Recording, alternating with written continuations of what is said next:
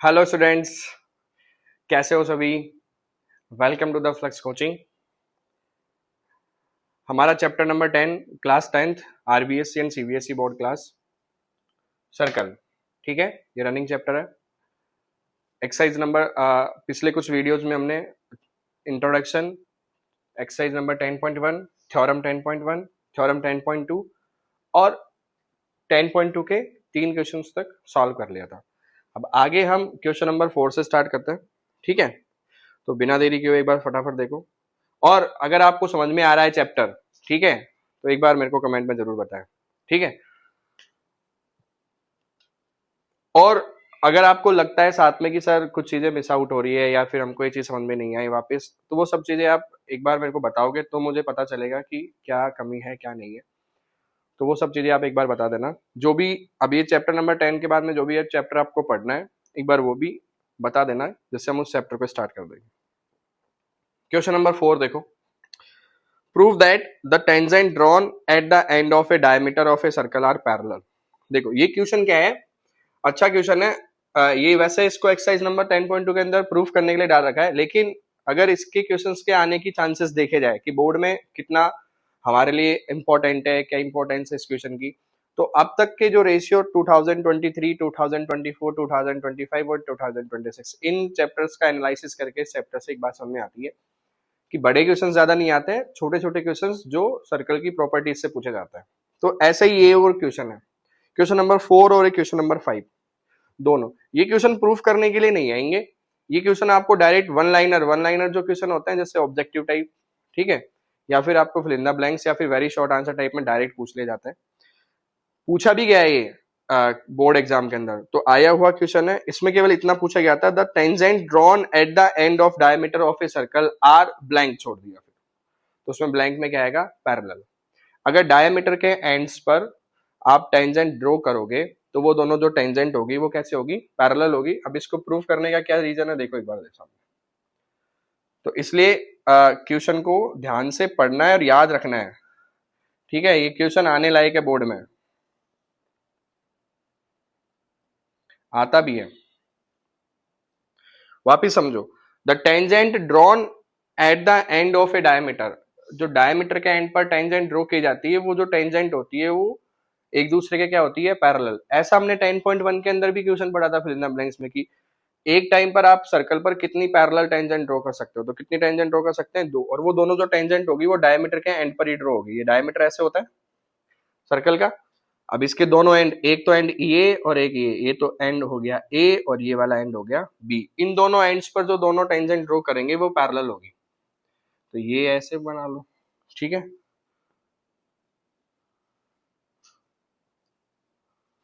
और एक टेंजेंट ऐसे बना दो। अब ये दोनों टेंजेंट सिंपल सी बात है पैरेलल ही होगी, क्योंकि इन दोनों के बीच की जो डिस्टेंस है वो इक्वल है। ठीक है, और टेंजेंट बिल्कुल स्ट्रेट लाइन निकलेगी, स्ट्रेट लाइन निकलेगी तो पैरेलल होगी। प्रूफ कैसे करना है देखो। लाइंस को पैरेलल करने का पार्ट ये होता है कि अगर दो लाइन को आपको पैरेलल प्रूफ करना है तो आप क्या करोगे, अगर दो लाइन आपको दे रखी है और एक लाइन अगर आपके साथ में ट्रांसवर्सल लाइन है इस तरीके से, तो अगर कॉरस्पॉन्डिंग एंगल्स इक्वल हो या फिर अल्टरनेट एंगल्स इक्वल हो जाए तो फिर वो लाइन क्या हो जाती है, एक दूसरे के पैरेलल हो जाती है। तो यहाँ भी इसी का यूज करेंगे हम। क्या करेंगे, इधर एंगल नंबर ये और इस एंगल को मान लिया ये भी पॉइंट ऑफ कांटेक्ट पर एंगल कितने का बन रहा है, 90 डिग्री का। ये भी पॉइंट ऑफ कांटेक्ट पर एंगल कितने डिग्री का बन रहा है, 90 डिग्री का। तो दोनों जो 90 डिग्री के एंगल बन रहे हैं वो दोनों एंगल आपस में इक्वल है, और जो दोनों एंगल बन रहे हैं वो कोरस उस अल्टरनेट पोजीशन पे बन रहे हैं। और अल्टरनेट पोजीशन पे बनने वाले एंगल्स अगर इक्वल है तो लाइन क्या हो जाएगी, पैरेलल हो जाएगी। ऐसे ना करके इन दोनों को कोइंटीरियर से भी किया जा सकता है कि अगर कोइंटीरियर एंगल्स ये दोनों बनते हैं, ठीक है, same side of transversal, transversal line के सेम साइड जो एंगल्स बनते हैं, अगर उन दोनों एंगल्स का सम 180 आता है तो लाइन क्या होती है, पैरेलल। तो दोनों तरफ ऐसे भी किया जा सकता है। तो यहाँ पे आप क्या करोगे, ए बी, इसको कैसे लिखोगे, A B is a diameter. ठीक है, ए बी क्या है इसका, डायमीटर। और A and B are point of contact. A और बी दोनों क्या है, point of contact. Point of contact होने के साथ साथ क्या हो गया, एंगल ए, पूरा एंगल का नाम ले लेते हैं इधर से ना, इधर पॉइंट मान लिया अपन ने एक P और एक इधर पॉइंट मान लिया Q। तो यहाँ से क्या हो जाएगा, angle O A P equal to 90 degree और इधर से हो जाएगा angle O B P Q equal to 90 degree. Angle O A P equal to angle O B P O B Q, दोनों कौन से एंगल है, अल्टरनेट इंटीरियर एंगल। तो अल्टरनेट एंगल्स इक्वल है, ठीक है। तो देन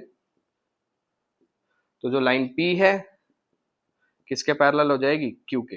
ये P लाइन और ये Q लाइन दोनों आपस में एक दूसरे की क्या हो जाएगी, पैरेलल। तो यहाँ से ये प्रूफ होता है कि जो डायमीटर के एंड्स पर जो दोनों लाइन होती है, टेंजेंट ड्रॉ की जाती है, वो दोनों टेंजेंट्स क्या होती है, पैरेलल होती है।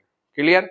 इसको आप स्टेटमेंट को याद भी रखोगे, ठीक है। ये डायरेक्ट क्वेश्चन 1 नंबर में आएगा भी, fill in the blanks tick the mark के अंदर, कि जो टेंजेंट डायमीटर पर ड्रॉ होती है, बार बार रिपीट कर रहा हूँ मैं इस चीज को, वो इसलिए क्योंकि एक एक नंबर मैटर करते हैं हमारे लिए, ठीक है। क्या होता है कि बहुत बार मैंने ऐसा देखा है कि स्टूडेंट्स अच्छा पेपर करके आते हैं लेकिन उनके 99 98 घर आके मिलाते हैं, सब पूरे क्वेश्चन सही है, हम भी उनका जब आंसर देखते हैं तो हमको लगता है कि सारे क्वेश्चन ठीक है, बच्चे के 100 मार्क्स आ रहे हैं। बट क्या होता है कि कुछ सिली मिस्टेक्स होती है, कॉमन मिस्टेक्स, जिनकी तरफ हमारा ध्यान भी नहीं जाता और वो गलतियां हो जाती है, और एग्जामिनर केवल उन्हीं को ढूंढता है।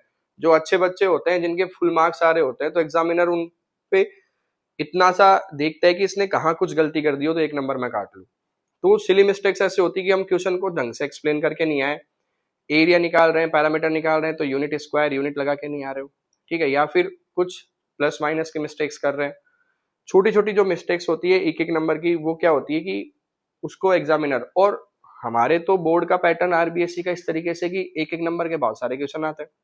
तो उन क्वेश्चंस में क्या होता है कि 1 नंबर का ऑब्जेक्टिव क्वेश्चन अगर गलत तो गलत, सही तो 1 नंबर पूरा। तो बस वहीं से क्या होता है, थोड़ा सा इस तरीके से हो जाता है। तो 1 1 नंबर का हमको पूरा प्रॉपरली ध्यान रखना है। बात ये, बड़े क्वेश्चंस आराम से इजीली हम पढ़ते हैं, हो जाते हैं, लेकिन जो छोटे क्वेश्चंस है बुक में नहीं दे रखे होते, क्वेश्चन से कहां से लाइन उठा के पूछ ली, बस वो इंपॉर्टेंट है। उन क्वेश्चंस का आप लोग ध्यान रखोगे, ओके। तो ये क्वेश्चन नंबर 4 कंप्लीट। अब क्वेश्चन नंबर 5 देखो।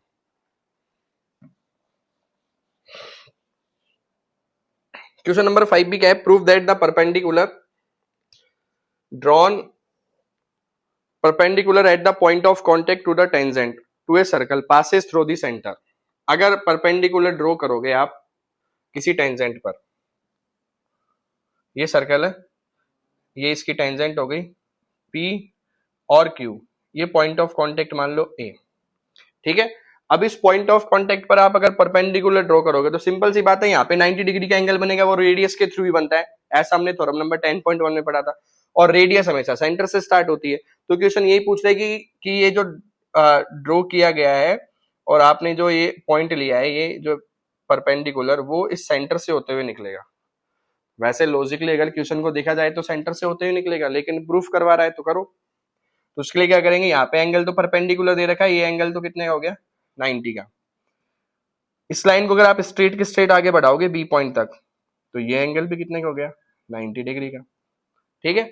तो इतना ही है बस इस क्वेश्चन का लॉजिक, ज्यादा कुछ नहीं करना। तो यहाँ पे हम क्या करेंगे कि angle O A Q equal to 90 और angle B Q A B या फिर बी ए क्यू, ये भी कितने का हो गया, 90 का हो गया। दोनों का अगर आप सम करोगे तो angle O A Q plus angle B A Q, दोनों का सम कितना आ गया, 180 आ गया, ठीक है। 180 आने से क्या हो गया कि स्ट्रेट लाइन होगी, स्ट्रेट लाइन होने से क्या हो गया कि ओ ए और बी 3 पॉइंट्स जो है वो कौन से पॉइंट्स हो गए, कोलिनियर। अगर आपको कोलिनियर वर्ड समझ में नहीं आ रहा तो कोलिनियर वो पॉइंट्स होते हैं जो 3 पॉइंट्स आपस में मिनिमम, 2 पॉइंट्स में से स्ट्रेट लाइन बनाएंगे बनाएंगे, लेकिन मिनिमम 3 पॉइंट्स अगर है और वो स्ट्रेट लाइन बना रहे हैं, 3 पॉइंट्स इस तरीके से, 3 पॉइंट्स या तो स्ट्रेट लाइन बनाएंगे या फिर एक अलग अलग जगह होंगे तो एक ट्राइंगल का फॉर्मेशन करते हैं। तो अगर 3 पॉइंट मिलकर स्ट्रेट लाइन बना रहे हैं तो उनको बोला जाता है कोलिनियर। तो 180 डिग्री में स्ट्रेट ही लाइन होती है और स्ट्रेट लाइन पर ये तीनों पॉइंट्स कैसे बना रहे हैं, स्ट्रेट। तो जो ये लाइन जा रही है ना ओ ए और बी, बिल्कुल स्ट्रेट है, और स्ट्रेट जा रही है तो फिर कहां से निकल रही है, ओ से, और ओ से निकल रही है तो ओ कौन है, सेंटर ऑफ द सर्कल। तो यहाँ पे लिख देंगे अपन, so O A passes through the centre of the circle. वो लिखने के बाद में क्या लिख देंगे, now O A passes through centre of circle. ये आपका क्वेश्चन नंबर 5 प्रूफ हो गया। ओके, क्वेश्चन नंबर 6 मैंने लास्ट वीडियो में बताया था आपको कि आप क्वेश्चन नंबर 6 करने का ट्राई करना। अगर आपने ट्राई किया है तो बहुत अच्छी बात है, और अगर जिन्होंने ट्राई किया है और फिर ये जानना चाहते हैं कि सर हमारा क्वेश्चन सही है फिर गलत है, या फिर जिन्होंने ट्राई करने का ट्राई किया है और फिर उनका क्वेश्चन हुआ नहीं है सॉल्व, तो एक बार क्वेश्चन नंबर 6 को जरूर देखें।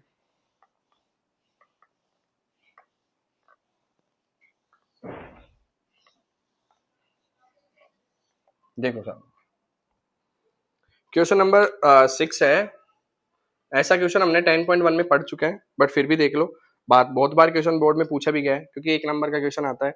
The length of a tangent from a point A, length of a tangent from a point ए, कोई एक पॉइंट है ए, तो जो ए पॉइंट होगा वो बाहर लेना पड़ेगा अपन को एक्सटर्नल पॉइंट, ठीक है।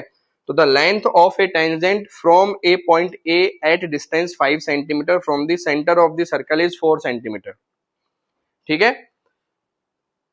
एक कोई पॉइंट है, the length of a tangent, tangent की length from a point A, ये ए पॉइंट ले लिया हमने, ठीक है, या फिर ए पॉइंट इधर ले लो। इस ए पॉइंट से जो टेंजेंट की लेंथ है ना, ठीक है, at a distance 5 centimetre from the centre. अब ये जो ए पॉइंट है ना वो सेंटर से कितना दूर है, 5 सेंटीमीटर, ठीक है। और 5 सेंटीमीटर होने के साथ साथ ये जो आ रहा है यहाँ पे, ये इसकी जो लेंथ है इस पी पॉइंट पर ये कितनी आ रही है, 4 सेंटीमीटर। तो जो लेंथ है टेंजेंट की वो किससे, ए पॉइंट से, जो ए पॉइंट सेंटर से कितना दूर है, 5 सेंटीमीटर, वो कितनी है, 4 centimetre. Find the radius of the circle, आपको क्या फाइंड करनी है, सर्कल की रेडियस फाइंड करनी है, ठीक है। अब सर्कल की रेडियस कैसे फाइंड करोगे, देखो एक बार फटाफट से। आपको पता है रेडियस कौन है, ओपी, तो आप यहाँ पे एक बार गिवन में लिख दो, क्वेश्चन को पूरा एक्सप्लेन करो। हमको गिवन दे रखा है ओ ए कितना दे रखा है, 5 सेंटीमीटर, ए पी कितना दे रखा है, 4 सेंटीमीटर, आपको ये ओपी फाइंड करना है, ठीक है। इस तरीके का जो फॉर्मेशन होता है, एक्सटर्नल पॉइंट से अगर एक टेंजेंट ली जा रही है और उसकी सेंटर से डिस्टेंस मिला के जो ट्राइंगल बनता है वो ऑलवेज 90 डिग्री वाला ट्राइंगल, राइट एंगल ट्राइंगल बनता है। यहाँ पर एंगल कितने का बनेगा, 90 डिग्री। और पाइथागोरस थ्योरम लगाने में गलती मत करो, सीधा सीधा by PGT, H square equal to P square plus B square. Hypotenuse 90 degree के सामने वाली साइड जो कि कितनी है, 5 सेंटीमीटर, मतलब 5 का स्क्वायर। परपेंडिकुलर और बेस ट्रिग्नोमेट्री के अकॉर्डिंग नहीं चल रहे हैं, अभी किसको भी ले लो, परपेंडिकुलर ले लो ओपी को, और बेस ले लो 5, 4 का स्क्वायर, ये 25, 4 इधर आके माइनस हो जाएगा 16, ओपी का स्क्वायर। 25 माइनस 16 कितना आएगा, 25 माइनस 16 आएगा, मतलब बताओ बताओ कितना आएगा 25 माइनस 16, 25 माइनस 16 आएगा 9।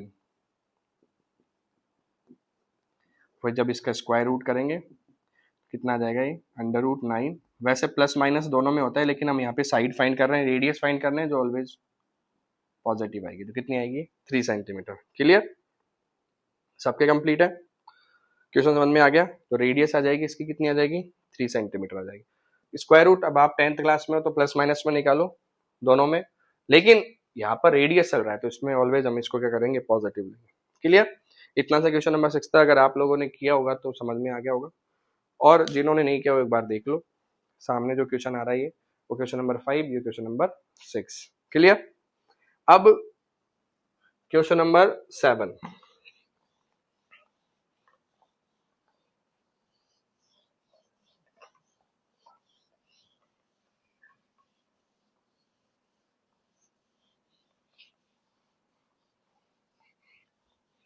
क्वेश्चन नंबर 7 क्या है, टू कॉन्सेंट्रिक सर्कल, एक वर्ड आया है यहाँ पे कॉन्सेंट्रिक, और ये मैं कॉन्सेंट्रिक जो सर्कल है ये मैं एक्सप्लेन अगले वीडियो में करूंगा, चलो मैं इसी वीडियो में कर देता हूँ। वैसे मेरा मानस ये था कि मैं आपसे पूछूं कि कॉन्सेंट्रिक सर्कल्स होते क्या, ठीक है, बट मैं रिपीट में क्वेश्चन आपको वापस डाल के जाऊंगा, व्हाट इज कॉन्सेंट्रिक सर्कल, आप मेरे को कमेंट सेक्शन में जरूर बताओगे। To concentric circle, concentric circle का मतलब होता है कि कॉमन सेंटर हो, तो एक ही सेंटर को चूज करके एक किसी पॉइंट को सेंटर मान के दो अलग अलग रेडियस से दो सर्कल बनाए गए, ठीक है। तो टू कॉन्सेंट्रिक सर्कल, एक सर्कल छोटा बना दिया, छोटी छोटी रेडियस लेके, मतलब 2 सेंटीमीटर 3 सेंटीमीटर, और इसी सेंटर से एक और सर्कल बना दिया। मतलब दोनों जो सर्कल है वो है तो अलग अलग, बट दोनों का जो सेंटर है वो क्या है, एक ही पॉइंट है। तो ऐसे सर्कल्स को बोलते हैं कॉन्सेंट्रिक सर्कल्स। तो 2 concentric circles are of radii 5 centimetre and 3 centimetre. छोटे वाले सर्कल की रेडियस 3 सेंटीमीटर है और बड़े वाले सर्कल की रेडियस 5 सेंटीमीटर है।